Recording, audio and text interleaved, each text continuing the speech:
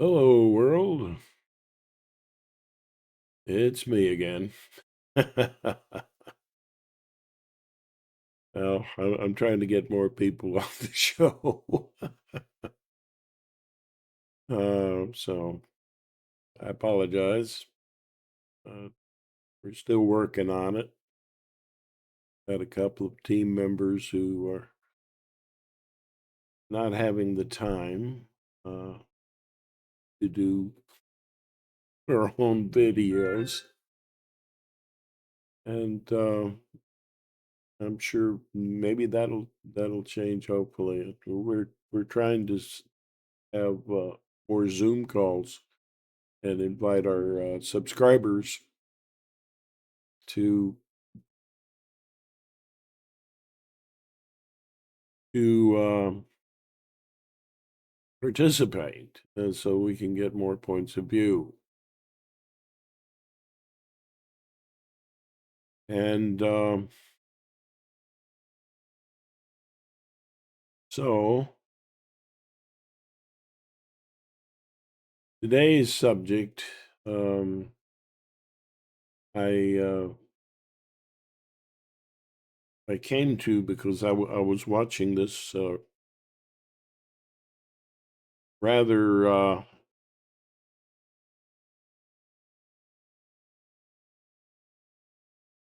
concerning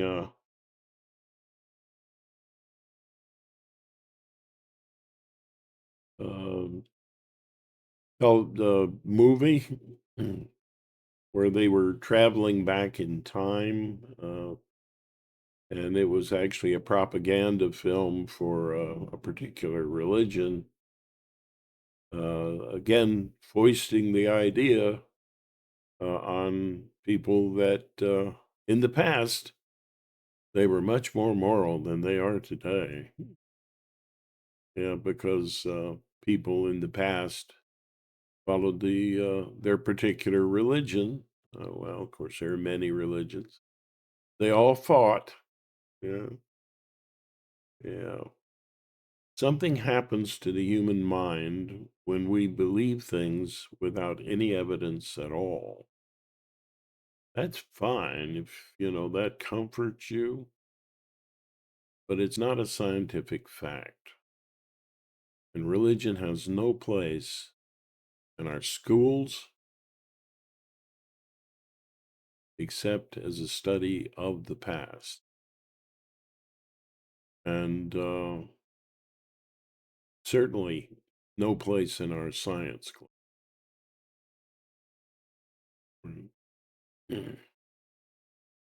And it's noteworthy that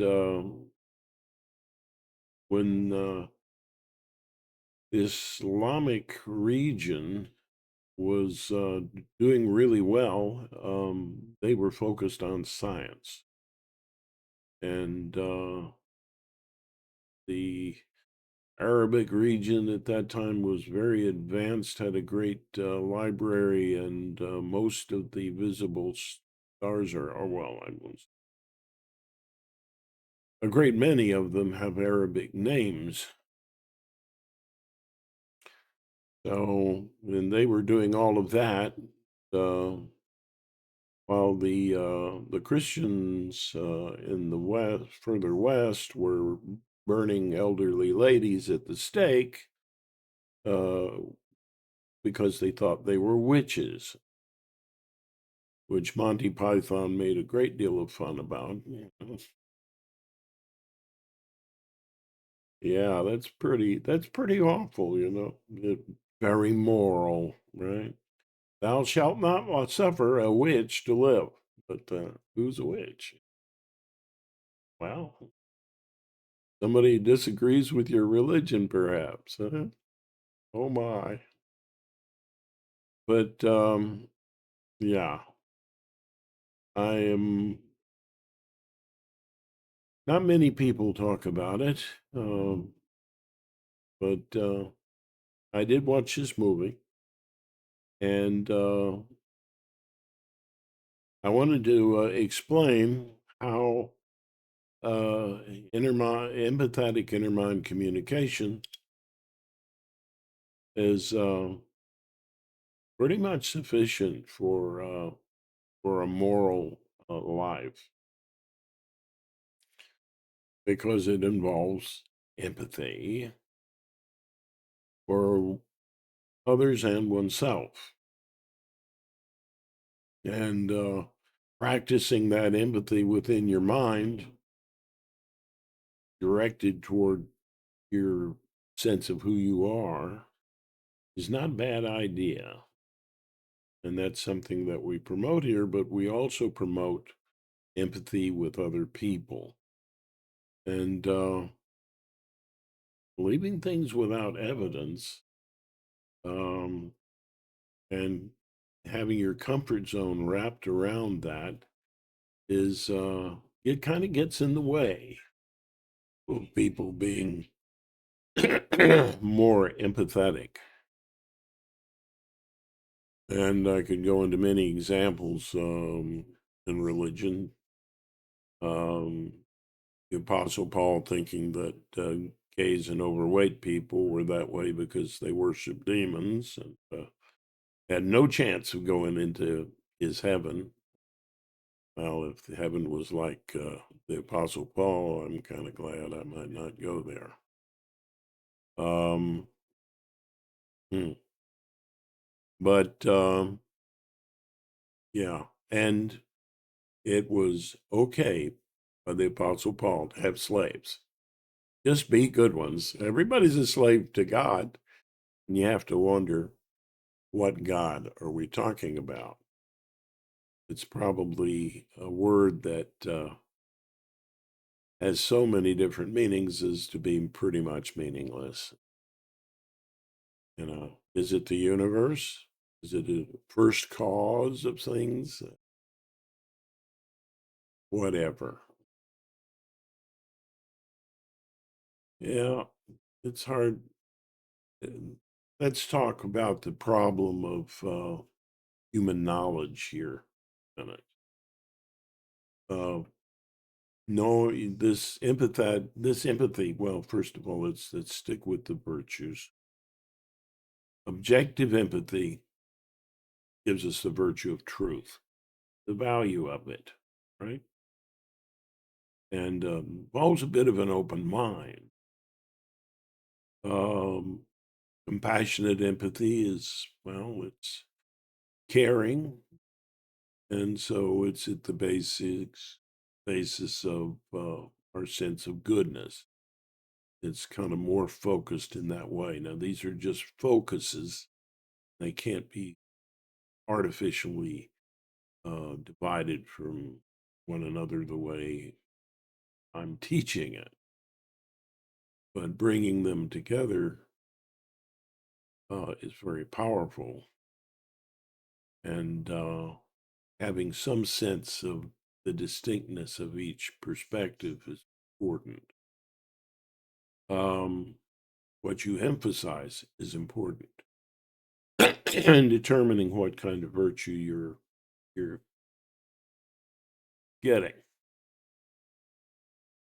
Now, the creative empathy in the practice that has to do with giving us many different perspectives, and from this we can birth artfulness, how we approach things, and that's a virtue. All of these virtues relate to how we survive, survival feelings, which, like, you know, personifies the kid, and it's how you feel, and your feelings need to be educated by these perspectives. Uh, yeah, so that you don't get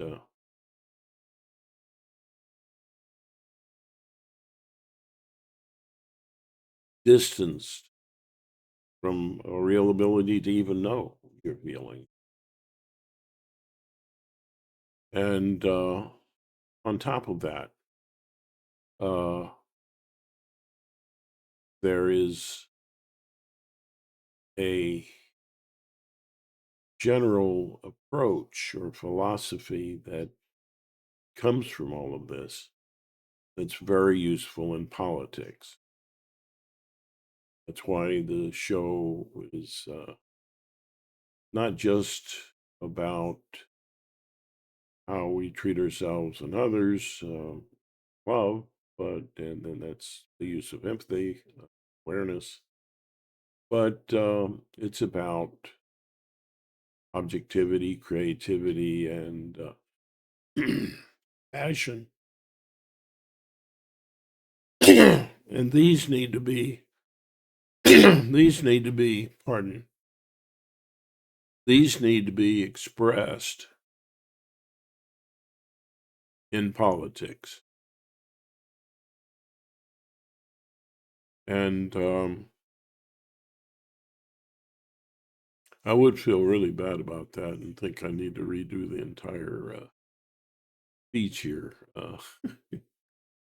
But one guy put on a video with his baby crying in the background. So, yeah. Okay. He didn't redo. Life goes on, you know. So we're moving on from that now into a general philosophy that includes politics. A lot of channels do not see the connection between the practice of empathy and the necessity of democracy. And the more empathetic we are, the more democratic we are, the more tolerant we are toward one another, and the more we value human rights. These human rights are very threatened.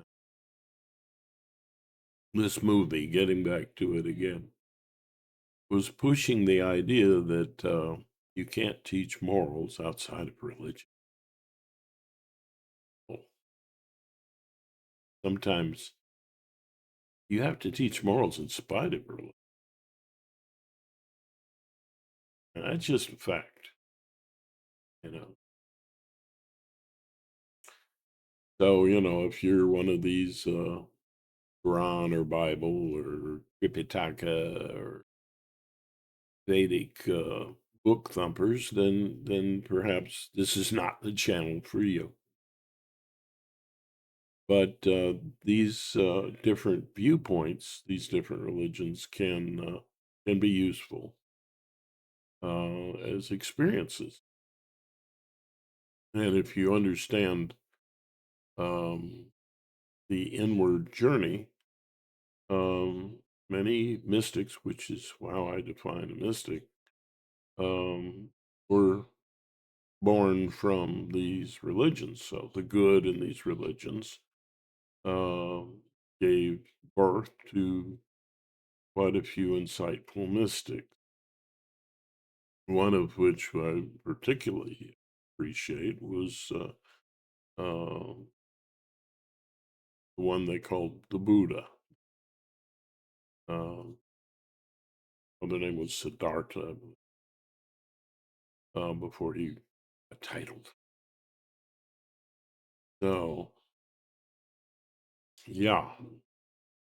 So, in this practice, this inward journey, um, I support the personification. Okay, sounds like religion.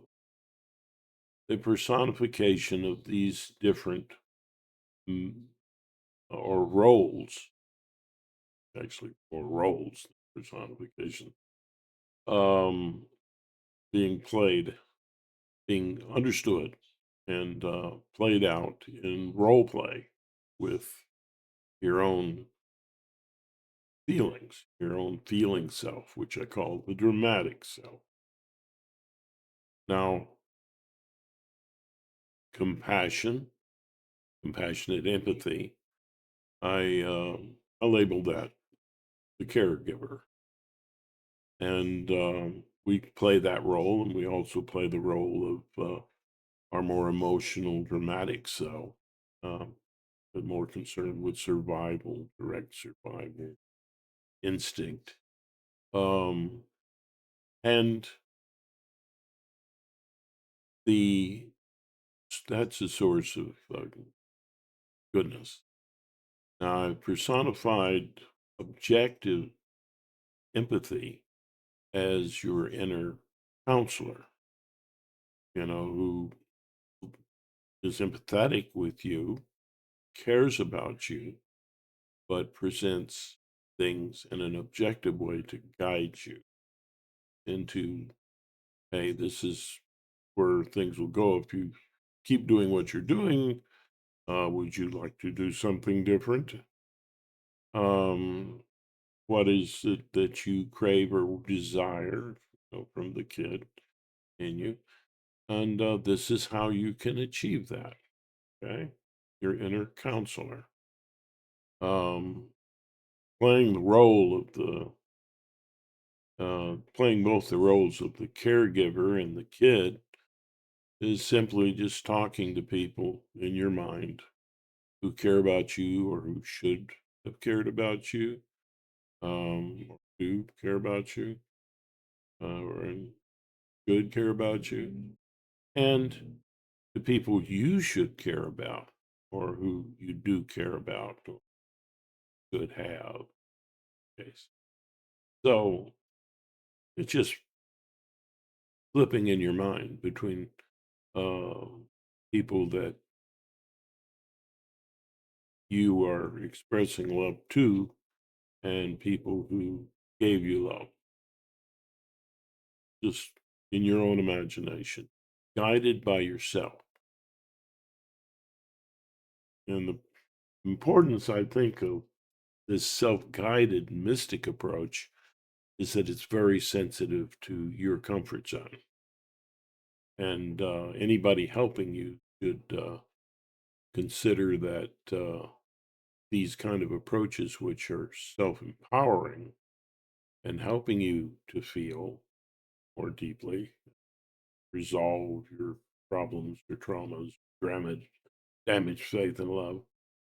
Um, it's important to be very empathetic with the person who's going through this, and to remember they are the ones going through it, and they know when their comfort zone is being overly stretched or not particularly well challenged.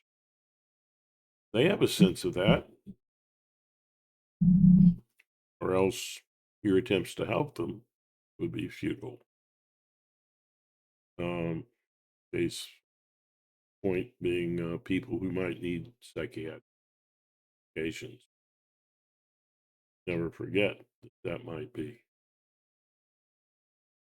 Um, hmm, to put people in good communication uh, with these perspectives is to be more of a grown up.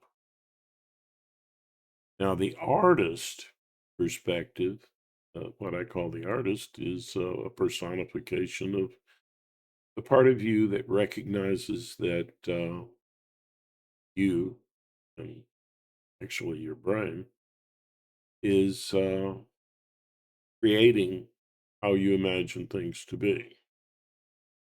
And that through this power of imagination and creativity, you can create experiences for yourself that might be useful.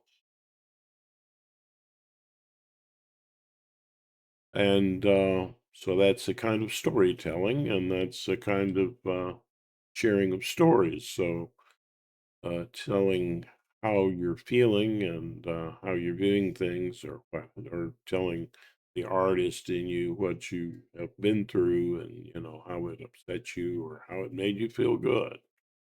Then having that creative role in yourself played out by creating kinds of guided meditations for you to feel. What does this tell you about when you're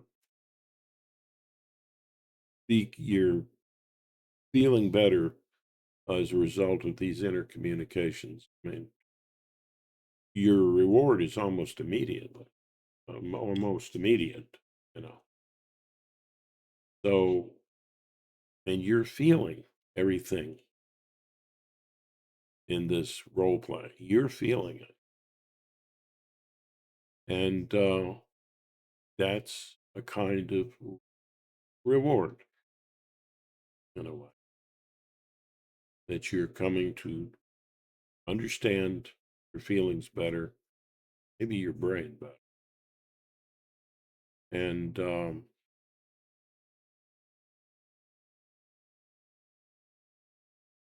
you're holding your breath. What about the movie? What was about the movie? Well, getting there. Um, so you tell the story, the artist tells you a story back, and that can, and all of these approaches challenge um, your comfort zone a bit. And yeah, so you want to stay in that comfort zone, but you want to challenge yourself. So you have to be learning to be sensitive to yourself, which is, and to others. And what I was saying about the immediate reward is that you get an immediate reward when you are kind or good, or if you're playing these roles with someone else to help them, you're getting an immediate reward because the kid in you feels it.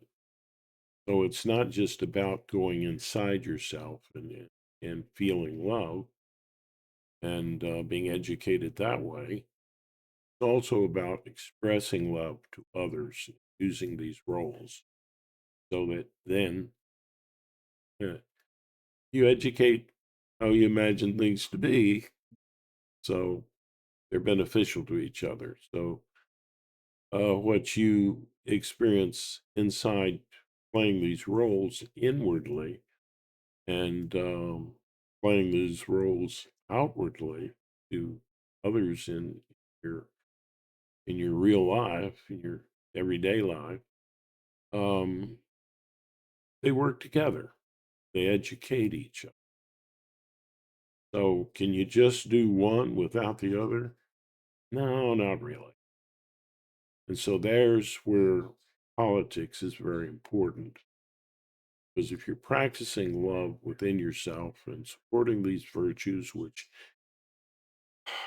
are enhanced in a democratic society, you can't then not practice it outwardly unless you want to remain less enlightened. And when you become a real grown up, then you have to be political. You have to mm, support democracy, which supports this ability to create virtues and to, respect one, care about you. You need that. Okay.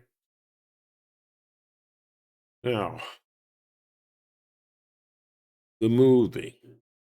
Well, in all of the religions, it tends to create some kind of figure or have this kind of figure that we emulate, that we look up to, that is in one way or another the voice of the universe, I guess you might say. Or now, and I'll go into that in a minute, but this kind of hero worship kind of thing, this sense of feeling empowered by having um, a good example to follow and interact with, well, that's okay. Um, in Hinduism, they call it the Ishta Devata, your connection to the divine. Well, it's from this inner artist that we get how how we imagine life to be, and it's the brain operating as in an imaginative kind of a way that gives us our sense of who we are, we think others are, and so. And that filters out a lot so that we can focus on what's necessary as a human being to survive. So, in a way, all of these honored figures are stand ins for your inner artist or your brain. Okay. So, your inner artist is kind of like a personification of your brain. And now to the universe as a well, your brain is the closest thing you're going to get to the universe. Knowing things involves your brain and its reflection on things.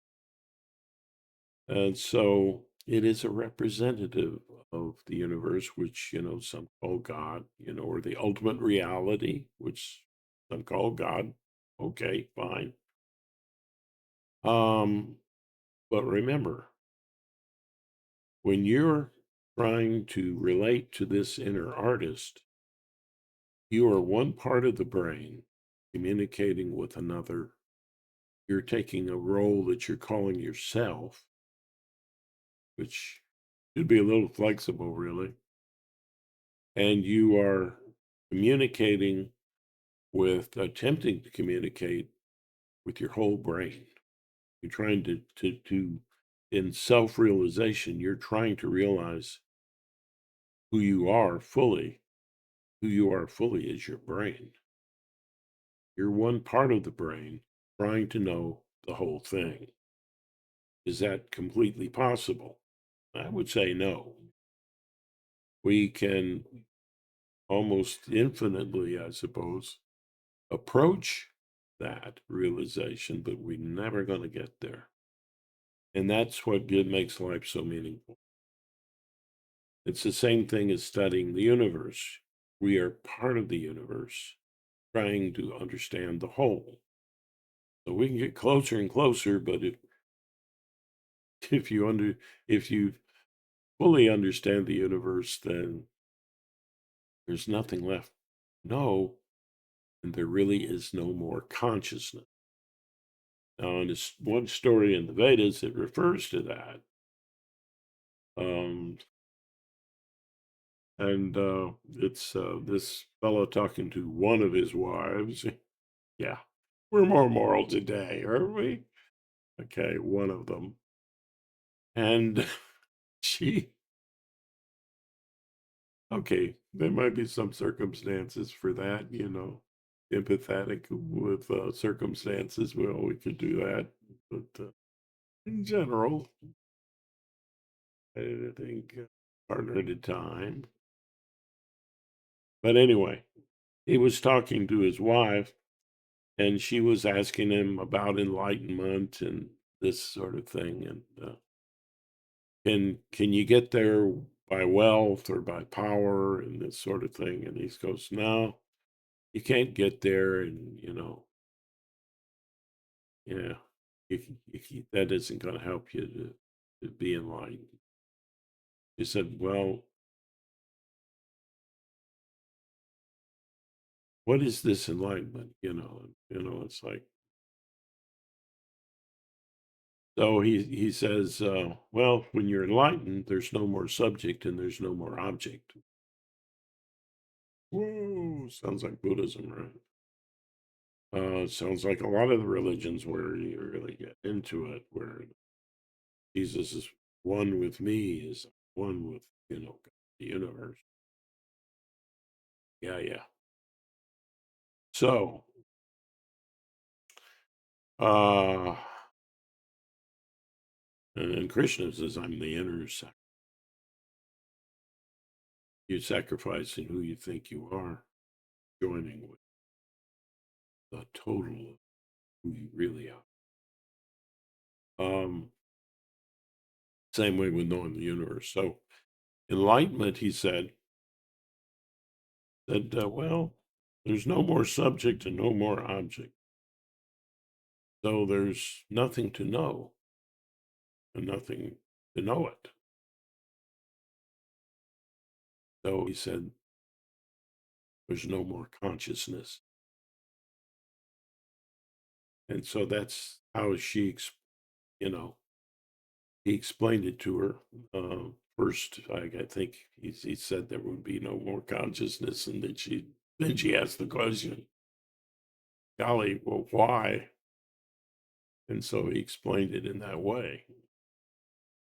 So that's what I got from the movie. It's like it was the movie was about having morals without Jesus, and the guy's writing a book, uh, which left Jesus out and was talking about what he thought were the were the morals represented by Jesus. Well, I guess he skipped right over the point where Jesus basically referred to one lady as a dog because she wasn't in you know one of the children, you know, those who followed his religion. I really have a problem with that. But yeah, so can we be moral without any kind of attempt at self-realization, any kind of personification of our brain, of our sense of ultimate reality? I would say yes. It's very important to have that kind of sense, but to think that your God or that your concept of the whole is complete, um, that's a delusion,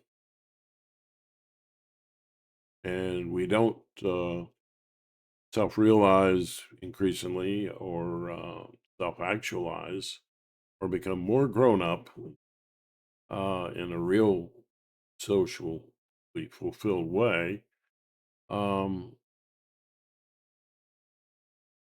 by thinking we have arrived.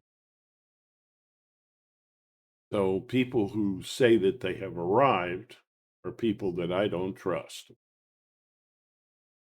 And there are many examples of that. People are following people blindly because they see them as some kind of guru. Even in some of the more humble sorts of churches, religions, uh, they still overly honor that certain individual or teacher, reverencing them. Okay, so they're a stand-in for the inner artist in a way. They're being they're helping you with these. So they're a more mature adult with it. Maybe they are, but they have not arrived, and they can't. Not in any conceivable way that I can ascertain. No, they have not. You've got these people that, saying they're healing you and things, and the whole family's wearing glasses. I mean, who gets fooled by that? People who don't look within themselves, don't understand these principles I'm talking about, and yeah, and who don't try to reach out with these principles, which helps us create a more loving, truly empathetic world. What other meaning can there be other than that? Links up with species survival, which hmm, is kind of funny how religions are kind of anti-sex. Yeah, that's survival. You ain't gonna have no human race without that. So I mean, it's like the more holy you are, the more asexual you are. Really? Um, I don't buy it. there's something weird about if you become old like me and the fire is not burning so hot anymore, well, okay, yeah, I kind of see that, um, your elders, older folks, who grandparents have had great opportunities to become more enlightened from their position and not being all fired up. Perhaps it gives them a nice view of things, but I would hardly say that they had to be entirely asexual to be a representative uh, of the artist's role. Now, therapists, therapists are taking on the role of the artist, is fine. It can be helpful if they're truly more mature than you are. It's why not? They can take you to where they are, uh, but don't worship them. No, they're not perfect. Um, I was really big on primal therapy, and I had a primal therapist, and he ran out on me on one session because it was too much for her. I'm like, okay. And she also trying to help from outside. Now you got to really respect the comfort zone of the individual you're dealing with, and she pushed me. Never push. Okay, if you're going to help people from that perspective, don't push people. You might have to kind of nuance your perspectives a little bit when you're talking to very religious people, but you can still be helpful. Get them to think a little more, be more compassionate, more creative, and see how much they can tolerate. Do it in a caring way, like beat them over the head or call them names or highlight just how crazy they are. We're all a little crazy. So, be compassionate,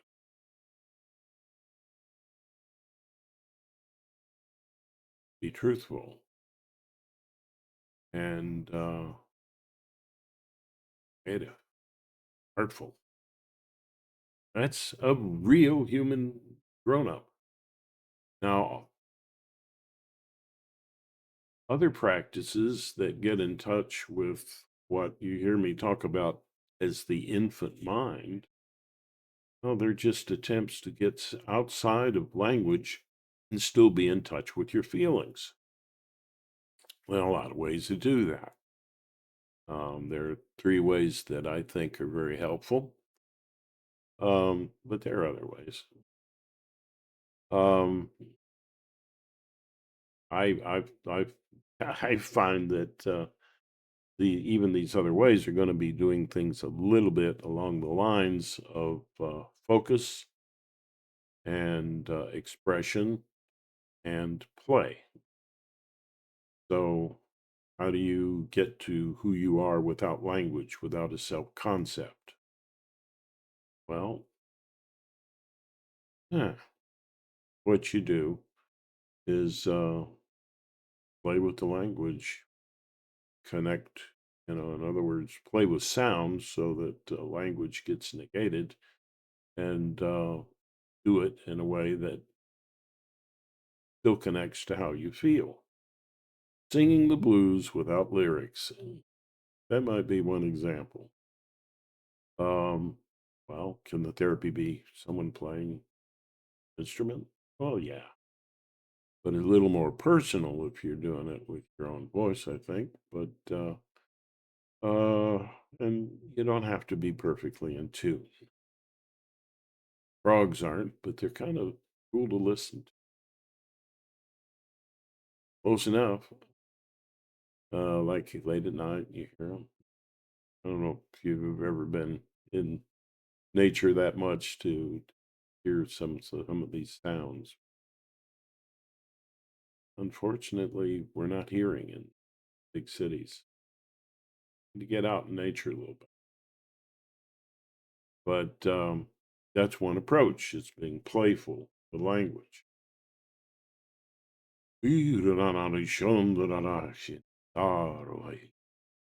Was that another language? No. Could I express that feelings in that way? Yes. Does that kill what the Zen Buddhists call the monkey mind? You know, all of these ruminations that involve thoughts? Yeah, it does. Um, could you make that musical to lift your mood or get in touch with feelings? Yes, you can.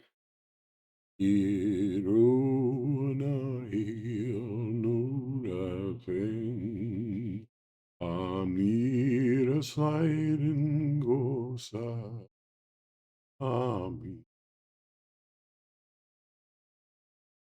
Poem. Yeah. Were those, was that language? No. Did it get in touch with feeling? Yes. So let's play.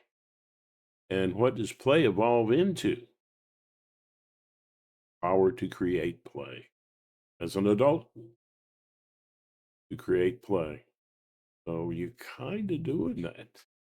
Get in touch with your feelings without language. Now, the other two things that help you to get in touch with your feelings without language, an ego concept, is focus. Just focus. A kind of mindfulness technique where you're paying attention to your feelings, focused on your feelings. So, however you're feeling, the emotion that's coming up or whatever, you paying attention to it, focusing on it. You can focus on things and then your mind wants to drift. That's fine. Uh, but focus and to whatever extent feels right. And the other, and that focus, that ability to focus is what develops into objective empathy. Now, the other non language approach is what I call expression. So you want to express emotion and focus just on that. You're not really being, playful, and you're not really being just focused. You're expressing.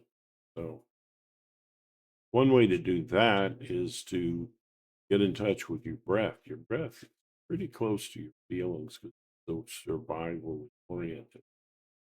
So breathing in and out with emotion.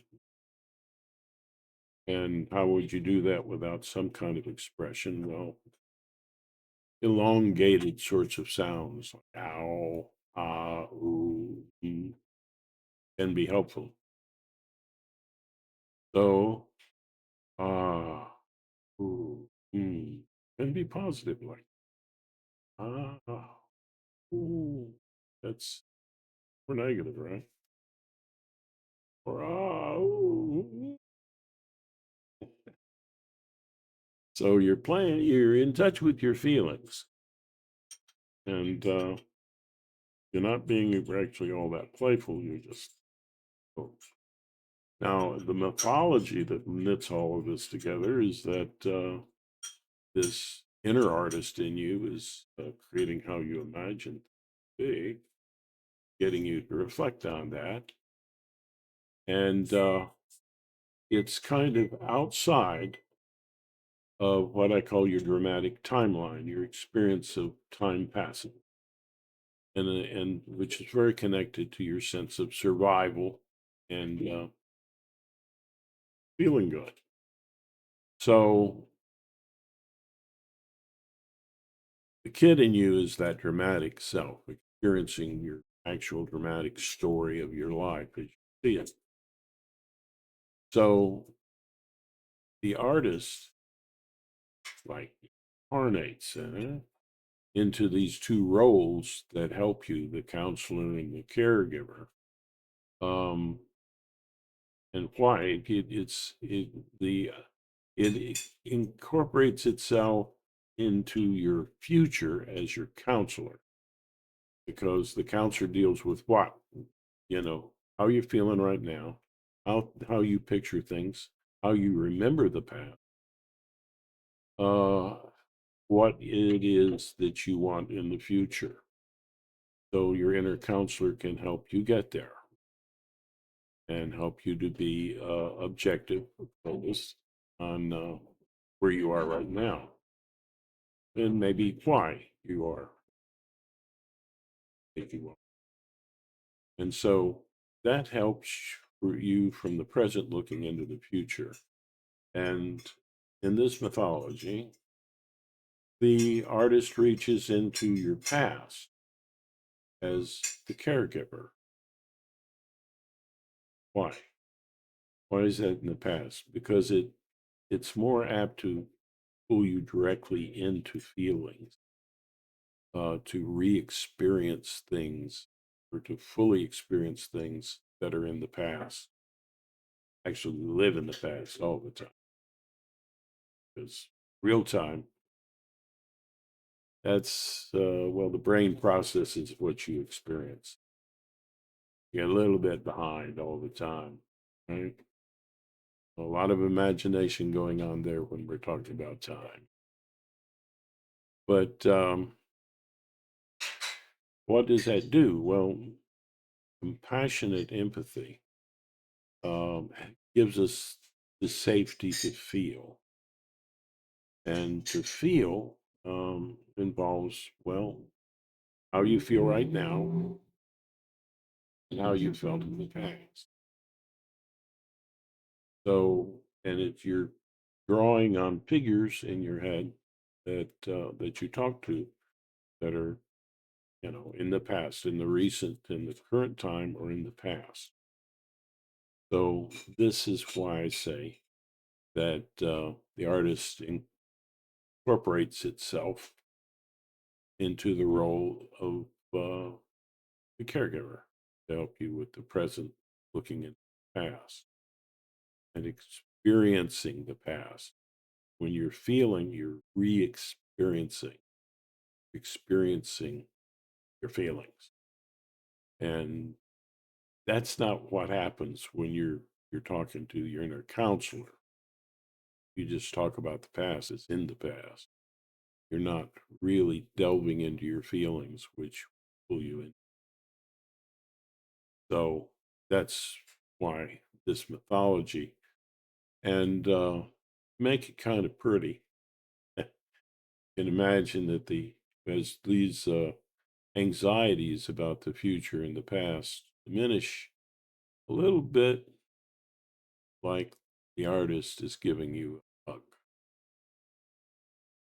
Now, where does the inner artist reside? Well, it's able to envision your whole life story. It's a representative of your whole brain, kind of. And it is able, in its ability to create experiences and to reflect on things, to see your whole dramatic life and appreciate it like a movie. So the artist is always in a place of appreciation and enjoyment, actually. So it's in a way, yeah. And so it's in heaven. Where does these figures that we talk about? What do mostly we see them either in heaven or about to be there, or so that's how the mythologies of the religions overlap here. Is that your inner artist, your perspective of the universe that your brain creates, is up above your timeline. Hmm. Outside of your dramatic experience of time. So, how does that work with your perception of time in that role? You feel a little different, right? You're kind of outside of time. You know, time stands still. Time is different there. Um, Look at the experiences of people that have near death experiences. Um, Damaged faith and love, or whatever, any kind of trauma. You try to distance yourself from it initially because it can be overwhelming, and because you initially, at least, you feel very helpless. It's just it happening. So uh, the impact of that spreads out like a force within the brain, and the way it does it is that it generalizes and symbolizes the the first impact, which is your real feelings and your real needs, which were helpless. You were helpless to fulfill. Might be to get away, to be angry, to respond at all, to feel it in the first place. You can't. And upon reflection, however, you can go back and being conscious of it not being now, you can relive it. And that destroys the helplessness, which you're no longer helpless and you're feeling it. You're not helpless to feel.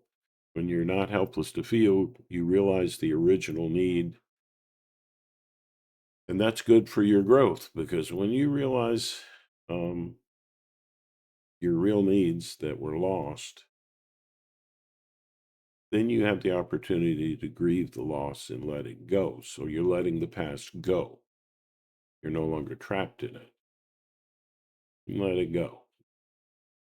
So that's a grieving experience. After the grieving, it makes it a lot easier to forget people involved with the damage and the block need in the first place. And after the forgiving, then is when it's much easier to see how we ourselves played a part in that. Because we were hurt, we hurt other people. And then to regret that and act on that, I call it repentance. Um, it's a very big difference between that and this concept of guilt, which means a need to punish people, which is kind of disease that I see way too prevalent in some of the religions. It's all about punishing and feeling guilty, not healing. But Jesus kind of pointed that way, and depending on how you have a take on that.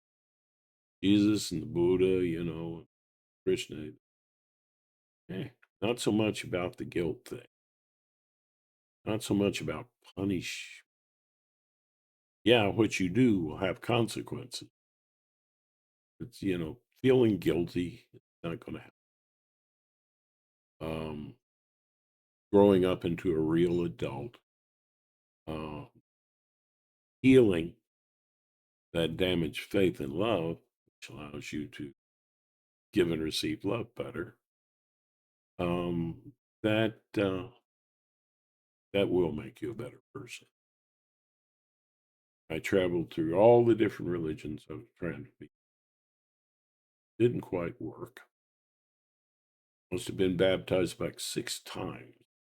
Christian groups never made me a better person. I felt one with the universe, which, by the way, is means you really. That's the kind of thing that you feel when you get outside of your ego. You feel like one with you. Your brain's going nuts trying to figure, trying to grasp that. So it's just because there's no subject, no object, So, if you're identifying with that egolessness, you're one with the universe, or you have no self, or gee, I could be almost anything. Okay, now back to the NDEs. You're distanced from the impact that you're feeling, the helplessness. By the way, the people will have NDEs just because the helpless feeling is there, even when they're actually not in any threat to death. So they have this experience. The brain creates a comfortable space, which is highly symbolic. And there's a sense of leaving the body. Well, when the whole feels like it's in pain or in trouble, then you want to imagine that you're outside of it. Now, I'm not going to say that this explains everything in an NDE. There's some weird paranormal sorts of things that people point to, which basically just, gee, we don't know why that happened. But it's not proof of life after death, but think about it. But is there other ways to explain it? Even if you got to go a little paranormal, which would be interesting. But so you keep an open mind. But this forms a pattern that happens with any trauma that we have in our lives is generalization and symbolization of the event into something that we can cope with, that gives us an opportunity. Gee, I never felt that warmth in my belly from my mama loving me. When I drink this liquor, it's this warm feeling. Wow, warm down. Well, that could set up an addiction, which could quickly become very chemical too. But yeah, and if we're in a lot of pain, we're going to seek for pain relief. There are a lot of things that are done for pain relief that people don't notice. Um, when some things are too painful to deal with, we find it at our root. And that, a lot of the weird things that people do can be explained by that. And NDEs can be explained to a great degree. But is there something else going on? Who knows? Maybe. But that's on the frontiers of science, part of the meaningfulness of life to study. But to say you've arrived or sure, when you don't even have any evidence, kind of funny. And that's what people do with religion. I've arrived. I can arrive, or gee, um, have this thought, no evidence for it. I'm going to push it on them. By golly, if they don't take what I'm saying to be the truth, maybe I'll push it on. Maybe I'll kick those people out of my country. Mm. Now, that sounds terrible, right? But I see it happening. I see it happening with Maga. That Maga thing is just mind boggling. It's immoral. And it's in the name of religion. But what religion? You go kicking people out of your country because they have a different religion. It's not the foundation United States of America. Tolerance was foundation. Whatever floats your boat, you know. But pushing your private experience of religion, it just divides people up. How do you know that you're sitting next to somebody in a religion who has a completely different vision of what's an ideal person than you do? Maybe, it's very different.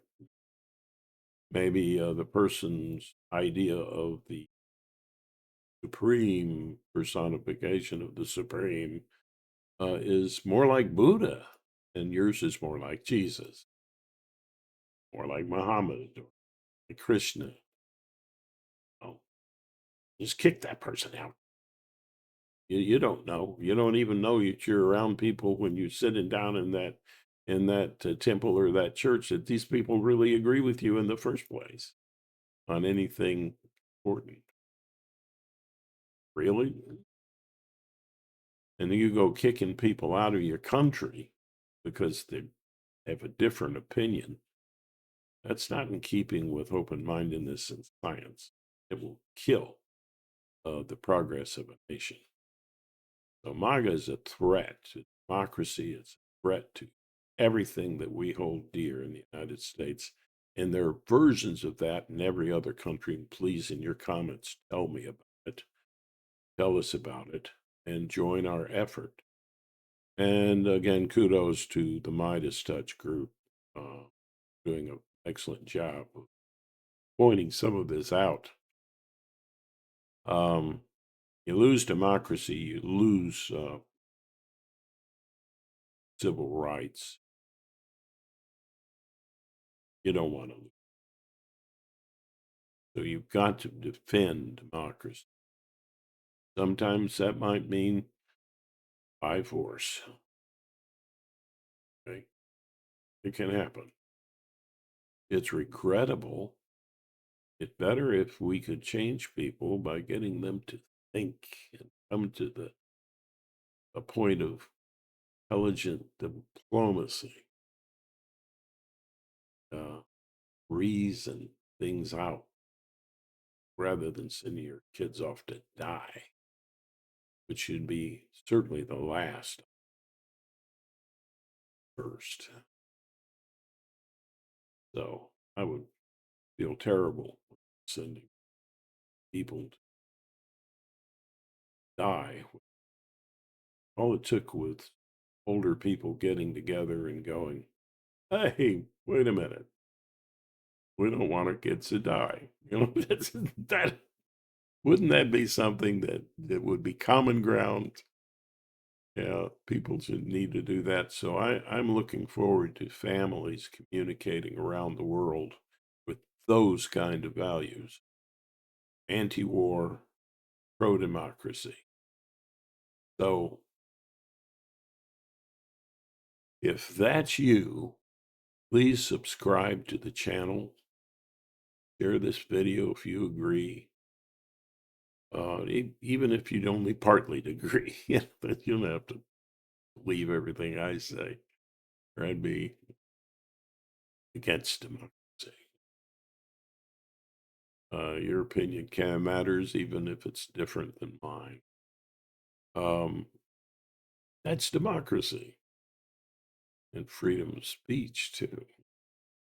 So be sure and make your comments. I may not agree, but unless it's just mindlessly attacking, I'm not going to do anything about your comments. Help the channel anyway, even if you, I'm sorry. And I'm just still growing like everybody, so I'm wrong about something. I'd like to know. But let's do that. And let's, you know, subscribe. Who are the people that we will be interested in having in our Zoom calls, something similar, a bit more technically advanced. We're not asking for any money. We're asking for your hearts and your help. And one day we may require money to grow. Right now, we just want your hearts,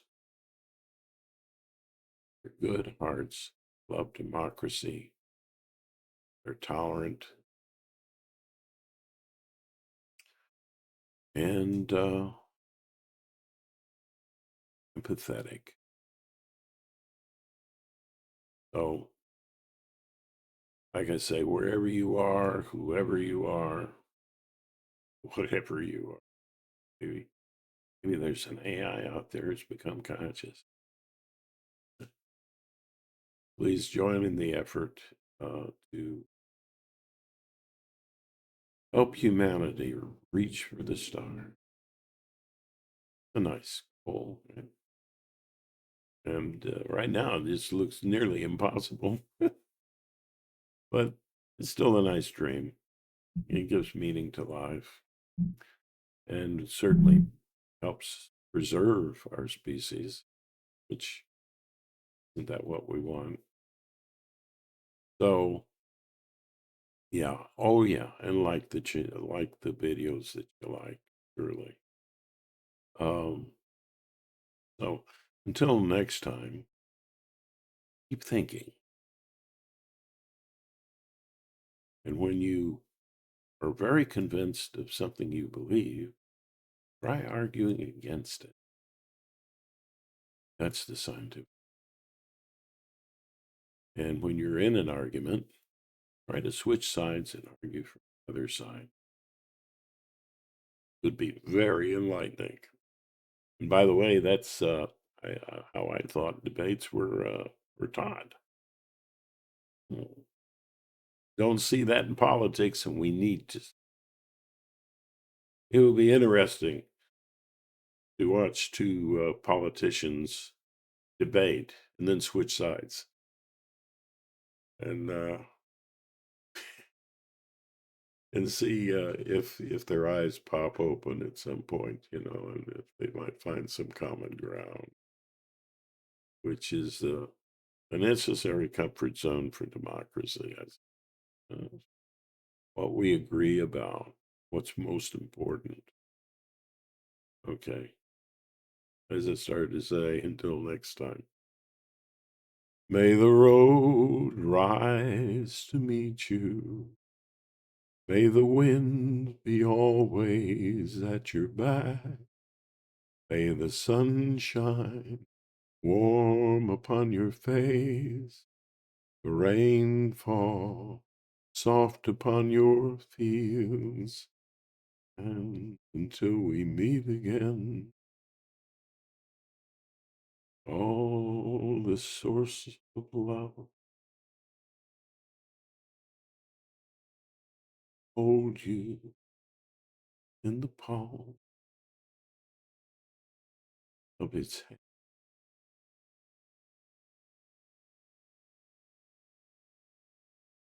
Take care.